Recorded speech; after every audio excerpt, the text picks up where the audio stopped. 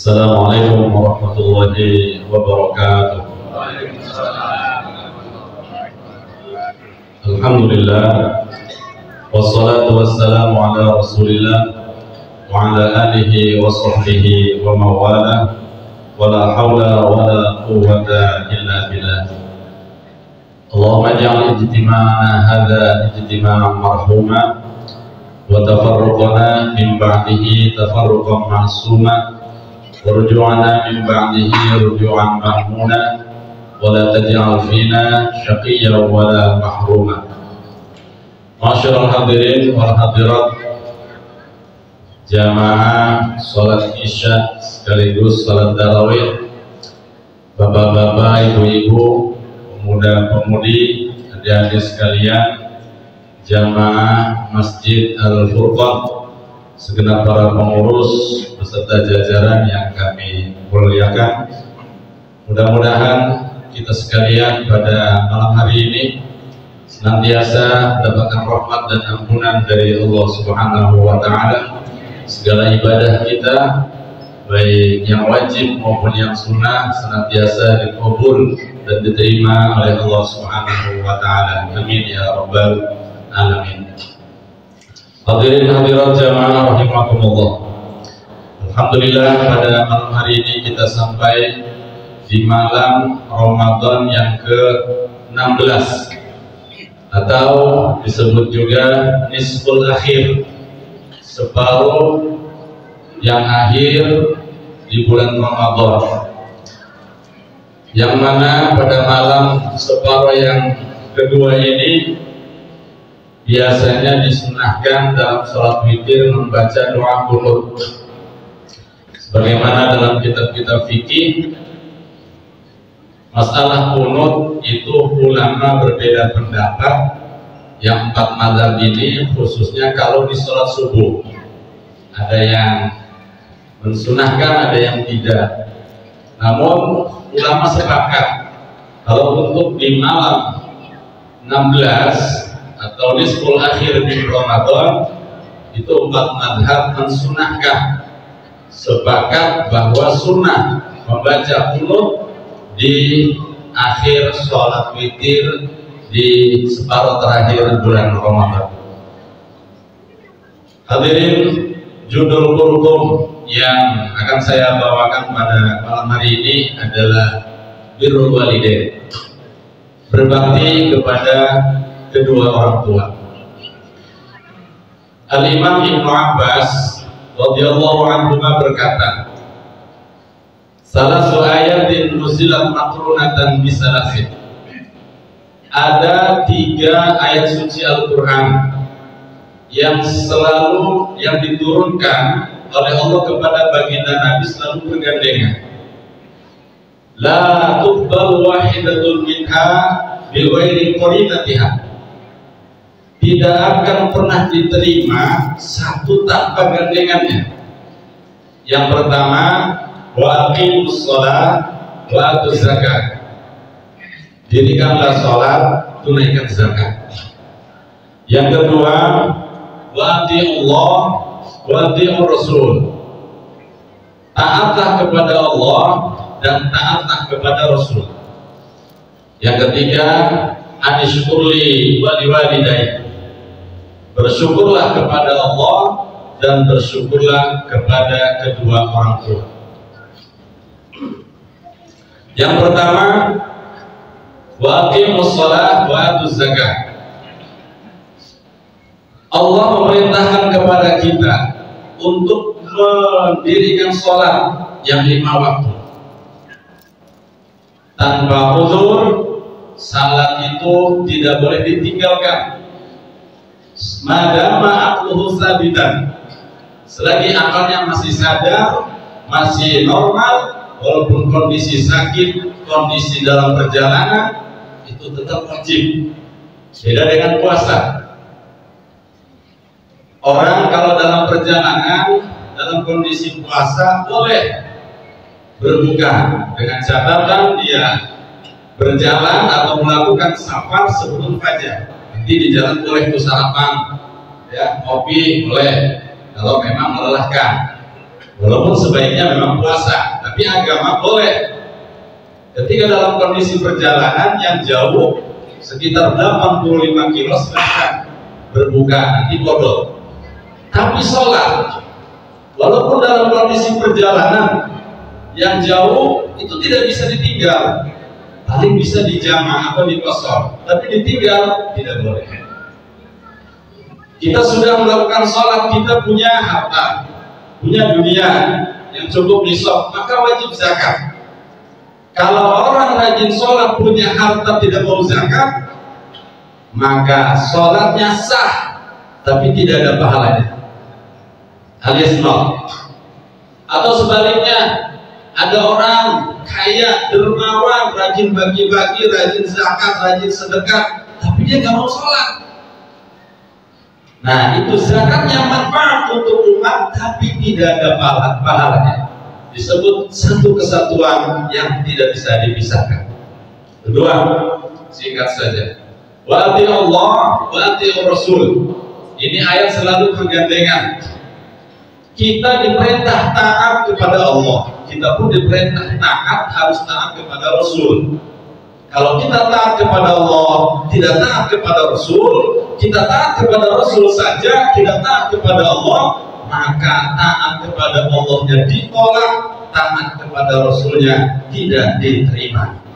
Makanya di samping kita rajin di bulan Ramadan membaca Al-Quran, jangan lupa kita juga baca sholawat Nabi yang banyak kepada baginda Nabi, agar senantiasa nanti kita mendapatkan syafaat dari baginda kita.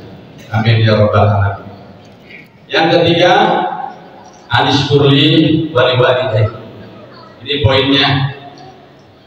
Kita diperintah oleh Allah agar kita bersyukur kepada Allah, dan kita pula diperintah oleh Allah agar kita bersyukur kepada kedua orang tua kita. Mana bentuk kita bersyukur kepada Allah? Salah satunya kita mengerjakan sholat 5 waktu. Itu bentuk syukur kita kepada Allah. Setelah kita sholat 5 waktu, jangan lupa habis sholat kita doakan orang tua kita dengan kalimat Rabbil firli wali walidayya warhamhuma kama rabbayani shaghira. Ya Allah, ampunilah dosaku dan dosa kedua orang tuaku, dan sayangilah keduanya sebagaimana mereka mengurusku di waktu kecil. Kalau kita melaksanakan sholat 5 waktu untuk bentuk syukur kita kepada Allah, setelah sholat kita berdoa mendoakan kedua orang tua kita, itulah bentuk syukur kita kepada kedua orang tua. Rasulullah SAW pernah ditanya, ya Rasulullah, ayyul amali afdalu, amalan apa, ibadah apa yang paling utama? Beliau menjawab, as-sholatu fi waqtiha. Pertama, sholat pada waktunya. Kalau orang sholat bukan waktunya, namanya bukan sholat. Karena Al-Quran sendiri mengatakan, inna sholata kanat 'alal mu'minina kitaban mawquta. Sholat harus di waktunya. Makanya kalau ada orang mengkodok sholat, entah itu karena lupa atau dia ketiduran, tolong kodonya jangan habis subuh dan jangan habis asar. Itu secara fikih nggak boleh. Kalau terus-terusan, kadang di kampung tuh banyak orang ini dulunya brengsek, nggak mau sholat, udah tua tobat dia mau kodok sholat terus. Habis duhur wajib dia kodok duhur yang kelewat. Nah, kalau asar usahakan sebelum asar, karena tidak ada sholat setelah asar kecuali ada sabab mutaqaddim, sabab yang didahului. Contoh, sholat jenazah habis asar itu boleh karena ada sababnya kematian. Maka setelah ada sababnya maka boleh sholat setelah asar. Walaupun sebaiknya jangan setelah asar, kalau bisa sebelum asar. Baik. Sholat di waktunya yang pertama, karena memang ini unik juga Pak, ibadah sholat itu unik. Kenapa? Kita tahu ibadah-ibadah yang lain, sejarah, apa itu puasa, apa itu zakat, dan lain-lain, itu perintahnya wahyunya dari atas ke bawah. Ketika Rasul hijrah ke Madinah 2 tahun baru turun wahyu kewajiban puasa, wajib puasa, ya ayyuhalladzina amanu kutiba alaikumusiyam. Itu setelah Rasul hijrah ke Madinah 2 tahun. Makanya dalam sejarah Rasul itu seumur hidup hanya melaksanakan puasa 9 kali atau 9 tahun. Berarti beliau setelah wajibnya puasa, beliau hidup hanya 9 tahun. Dari 9 tahun ini kulluhan nawaqis, Ramadannya itu kurang dari 30 Pak, 29.